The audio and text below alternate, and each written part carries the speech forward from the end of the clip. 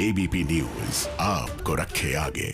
ये शानदार बजट है और इसकी जितने भी प्रशंसा की जाए वह कम है। You look at previous budget years and previous budget speeches, there has been a complete failure to fulfill what has been announced.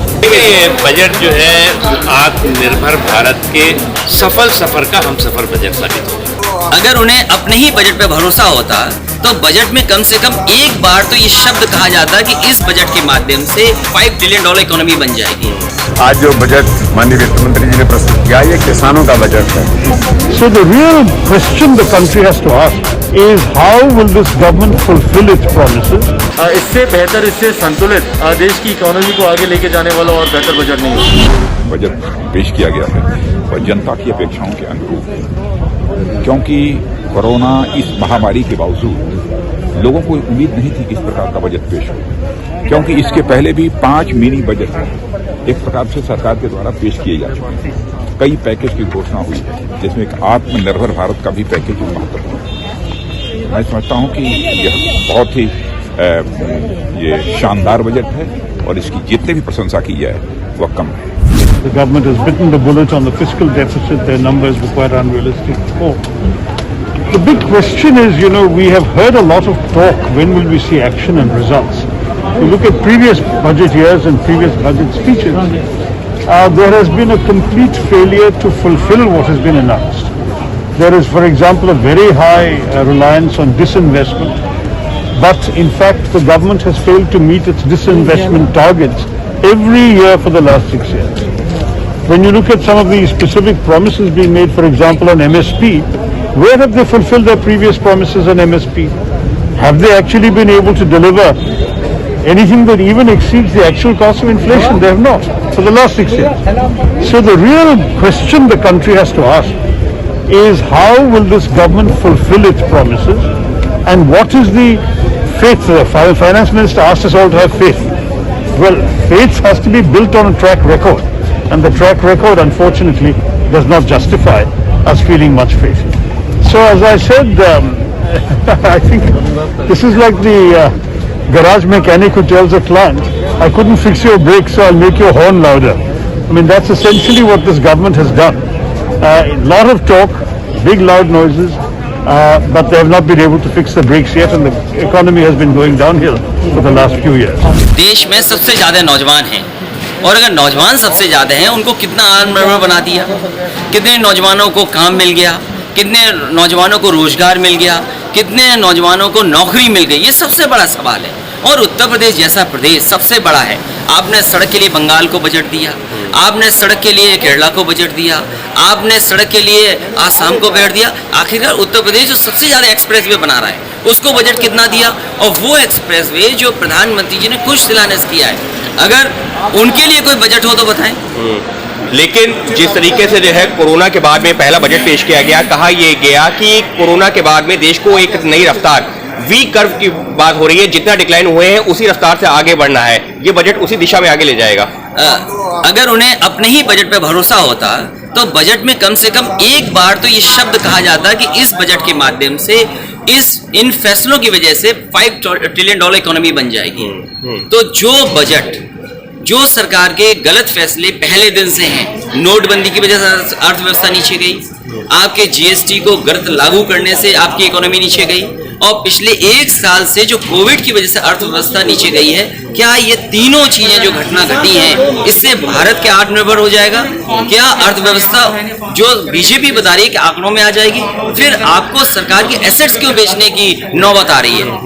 और रही बात जो है कृषि क्षेत्र की हो, कृषि क्षेत्र के लिए कहा गया उपज की ज्यादा कीमत मिल रही किसानों को, शिक्षा क्षेत्र में नए स्कूल खुल रहे हैं, स्वास्थ्य क्षेत्र में जो है बजट को कई गुना किया गया है, लगातार ये सरकार की तरफ से दावे किए जा रहे हैं। देखिए, ये जो सेक्टर्स हैं, हेल्थ सेक्टर है, आपका जो एग्रीकल्चर सेक्टर है, मैं एग्रीकल्चर सेक्टर में उत्तर प्रदेश में जानना चाहता हूं कि कितने किसानों को धान की कीमत एमएसपी मिली है, क्योंकि सरकार दोनों उनकी है, दिल्ली की सरकार उनकी, उत्तर प्रदेश की सरकार उनकी है। वो धान में बताएं, क्या गन्ने का बकाया अभी है कि नहीं है? गन्ने का बकाया है, मक्के का क्या मिला उनको एमएसपी? जहां तक हेल्थ सेक्टर की बात है, हमने मजदूरों को अपनी आंखों से देखा चलते चलते, लोगों की जान गई, सरकार के पास आंकड़े नहीं है। उत्तर प्रदेश में 90 मजदूर मरे हैं जो घर नहीं पहुंच पाए। उनकी किसी ने मदद की तो समाजवादियों ने की मदद। और आज सरकार के पास क्या व्यवस्था है? जो कारोबार, काम, उद्योग छोड़ करके आए, क्या उनको सरकार ने मदद की है? क्या दोबारा उनके रोजगार का इंतजाम किया है सरकार ने? क्या ये बजट देश को रिकवरी पे ले जाएगा, जो वीक की बात हो रही है? जो कुछ भी सरकार के नए नए टर्म्स आते हैं सरकार के पास, डिमोनेटाइजेशन एक शब्द था, $5 ट्रिलियन इकोनॉमी एक शब्द था, डिजिटल इंडिया एक शब्द था, अभी सुनने में मोनेटाइजेशन एक शब्द नया आया है। तो मोनेटाइजेशन क्या है? आप अपनी एसेट्स को बेच रहे हैं और वी कर्व। मैं कोई अर्थशास्त्री नहीं हूं, लेकिन जो नुकसान नोटबंदी से हुआ, जो नुकसान जीएसटी की गलत फैसले से हुआ, जो नुकसान कोविड से हुआ, क्या वो भरपाई हो पाएगी? और अगर भरपाई हो रही है तो शायद वी नहीं, न जाने कितना ऊंचाई तक ये ग्राफ जाएगा। ये बजट जो है आत्मनिर्भर भारत के सफल सफर का हम सफर बजट साबित होगा, और ये बजट जो है वो आत्मनिर्भर भारत का एक गजट साबित होगा। जिस तरह से प्रधानमंत्री नरेंद्र मोदी जी के नेतृत्व में इस संकट के समय में भी देश में आत्मविश्वास पैदा करने, इस आपदा को आफत बनने से बचा करके और अवसर में बदलने का जो एक बहुत बड़ा मिशन शुरू हुआ, उस मिशन को मजबूती देने वाला ये बजट। लेकिन सर, जैसे ही जो बजट चल रहा था उसी दौरान जब कृषि कानून के बारे में, वो कृषि जो है एलोकेशन के बारे में बात हुई, विरोध में नारे भी लगे थे। मुझे क्या लगता है कि जिन लोगों ने नारे लगाए उन्हें अभी उन्होंने ठीक से समझा नहीं। आप एक बार, ये पहली बार नहीं है, अगर आप देखें इस दौरान, इस आपदा के दौरान कितने बार मिनी बजट हुए हैं। अगर आप आत्मनिर्भर भारत पैकेज की बात देखें, कृषि पैकेज की बात देखें, आप मजदूरों के पैकेज के लिए पैकेजेस की बात देखें, महिलाओं के पैकेज की बात देखें, किसानों के लिए पैकेज की बात देखें, तो वो तमाम इस दौरान जो है किसी को भी इस बात का एहसास नहीं होने दिया गया कि जो है वो देश में आपदा का। तो इसलिए हम मानते हैं कि ये जो बजट है वो आत्मनिर्भर भारत का गजट साबित। देखिए, बजट 2 घंटे का है। अब हमें इससे सोचना है क्या है और क्या नहीं है, वो सोच के हम इसका जवाब दें। जम्मू कश्मीर को पाइपलाइन देने की बात कर रही है, काफी इंफ्रास्ट्रक्चर के ऊपर हुजूर, गैस पाइपलाइन की बात 8 साल से हो रही है, वो लुधियाना से आगे नहीं चली। रेल का हाल देखिए, कटरा से आज तक वो बानिहाल नहीं पहुंची। हमारे रोड का हाल देखिए, नेशनल हाईवे का, नेशनल हाईवे का ये हाल है कि रोड की बारिश पड़ जाती है, रोड ही गायब हो जाता है। लेकिन सरकार तो कह रही है कि बहुत सारी हमने रोड के ऊपर प्रोजेक्ट बनाए हैं, बहुत सारे ये हम देखना चाहते हैं। वो जिस दिन आप जरा आज जाओ ना कश्मीर, उस रोड से तुम्हें पता लगेगा कि वहाँ पहुँचोगे भी या नहीं, या चुनाव में डूब जाओ। यानी अभी आपको फिलहाल केवल ये वादे लग रहे हैं? अभी तो वादे हैं, देखना है कि इसकी इम्प्लीमेंटेशन क्या होती है। बहुत अच्छा बजट है, बहुत रीजनेबलनेस ने और लॉन्ग टर्म विजन के साथ बजट प्रस्तावित किया है। 3 इम्पॉर्टेंट चीज़ बजट के बारे में। एक, डायरेक्ट और इनडायरेक्ट टैक्सेस में कोई डायरेक्ट टैक्सेस में इंक्रीज और बढ़ोतरी नहीं हुआ है, और फिस्कल डिफिजिट ज़्यादा होने के बावजूद भी spending on infrastructure and spending on capital expenditure बहुत ज़्यादा एलोकेशन हो चुका है। वो आने वाले दिन में भारत में बहुत 21st सेंचुरी इंफ्रास्ट्रक्चर को खड़ा होने में बहुत बड़ा योगदान होगा। और अंत में the capital infrastructure expenditure is going to create a lot of jobs। इसलिए युवाओं को बहुत बड़ा अवसर मिलेगा और औद्योगिकरण में बहुत बढ़ोतरी होगी। स्टार्टअप्स के लिए भी काफी पैकेज दिया गया है, प्रमोशन किया गया है। क्या आपको लगता है कि इससे जॉब क्रिएशन या जो इकोनॉमिक स्लैक की महसूस किया जा रहा था वो कम हो सकेगा? बहुत ज़रूर बात है। स्टार्टअप्स का कंप्लायंसेस में, स्टार्टअप्स को 1% कंपनीज को स्थापित करने में, ऐसे बहुत सारे चीज़ स्टार्टअप्स के लिए भी दिया गया है। In addition to that MSME sector को, एग्रो प्रोसेसिंग इंडस्ट्री को, स्पोर्ट्स और इंफ्रास्ट्रक्चर क्रिएशन पे बहुत ज़्यादा ध्यान दिया है। This is going to create millions of jobs across the country. लेकिन तेजी से मध्यम वर्ग को बहुत सारी उम्मीदें थी कि इसके अंदर कुछ राहत मिलेगी। दुनिया के कई देशों के अंदर स्टिमुलस पैकेज दिए जा रहे हैं, एक बेसिक मिनिमम इनकम या जो स्टिमुलस है वो दिया जा रहा है, लेकिन ऐसी कोई चीज़ उम्मीद पूरी नहीं हुई। देखिए, भारत में आज का ज़रूरत है इंफ्रास्ट्रक्चर क्रिएशन और इस फिस्कल स्टिमुलस को कंटिन्यू करने के लिए।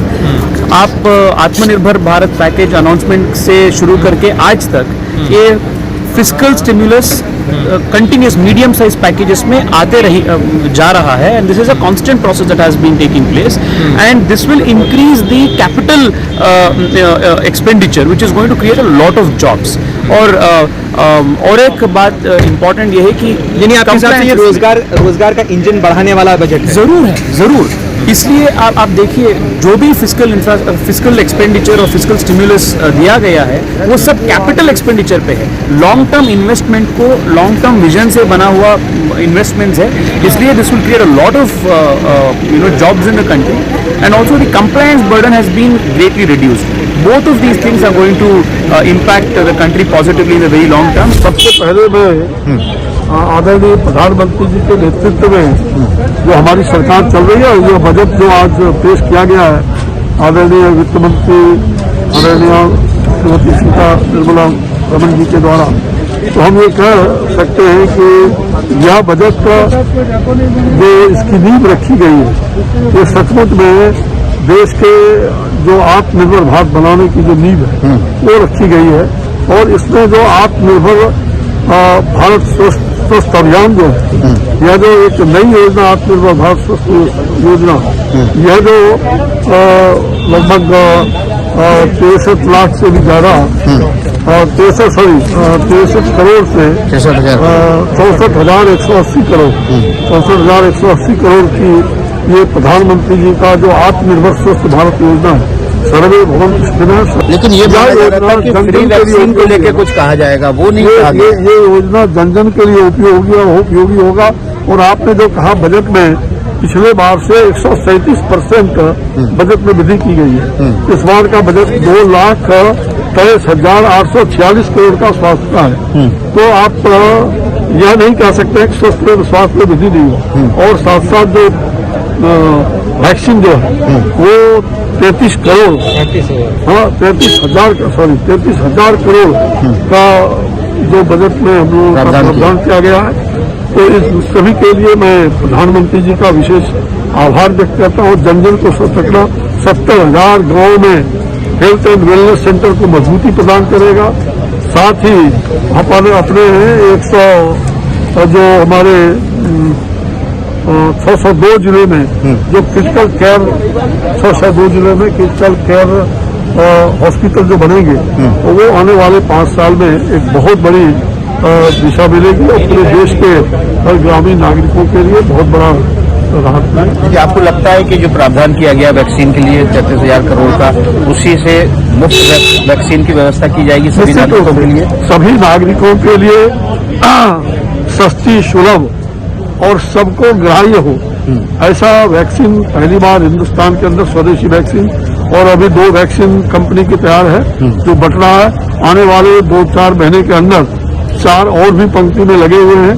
तो वैक्सीन की कोई कमी नहीं रहेगी। लेकिन क्या और देश में भी उपलब्ध कराएंगे और दुनिया भर के लोगों को भी उपलब्ध कराएंगे। देखिए, ये राज्य सरकार और केंद्र सरकार मिलकर के उनकी जिम्मेवारी होती है कि हम अधिक से अधिक लोगों को, क्या उनके पॉकेट को कहीं भी परेशानी न हो, तो हम ये पूरा प्रयास रखेंगे कि किसी प्रकार से उनको आर्थिक बोझ उन पर न पड़े। आज जो बजट माननीय वित्त मंत्री जी ने प्रस्तुत किया, ये किसानों का बजट है और जन कल्याणकारी बजट है, जिसके अंदर इंफ्रास्ट्रक्चर में इतना बूस्टअप किया है जिसके कारण से कई प्रकार के रोजगार के अवसर भी उपलब्ध होंगे और कई लोगों को रोजगार के माध्यम से, और जो किसानों के हित का जो बजट है, इसलिए ये बजट बहुत ऐतिहासिक बजट है। जी, ये कहा अभी हमें शशि थरूर ने कि एमएसपी को लेकर सरकार ने जो पहले वादे किए थे वही पूरे नहीं किए, अब फिर से किसानों के लिए नए वादे कर दिए गए हैं, इसलिए वो इस बजट को पूरे नंबर नहीं देंगे।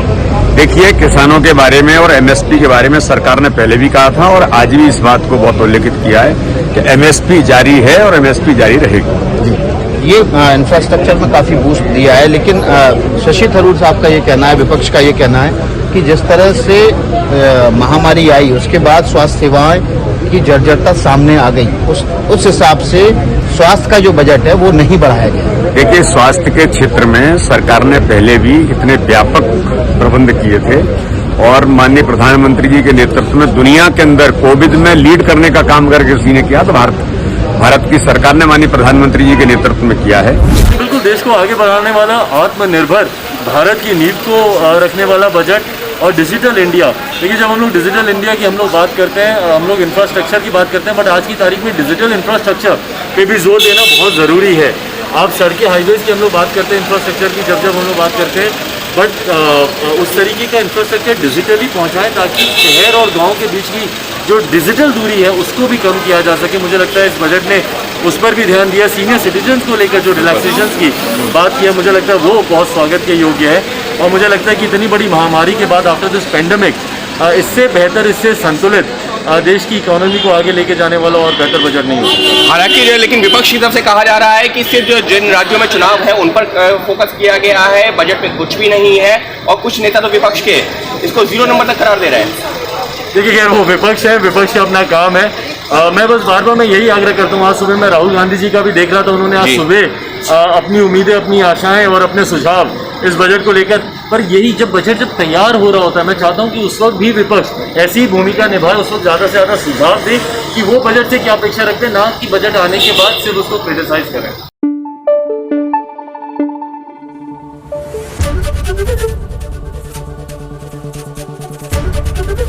एबीपी न्यूज आपको रखे आगे।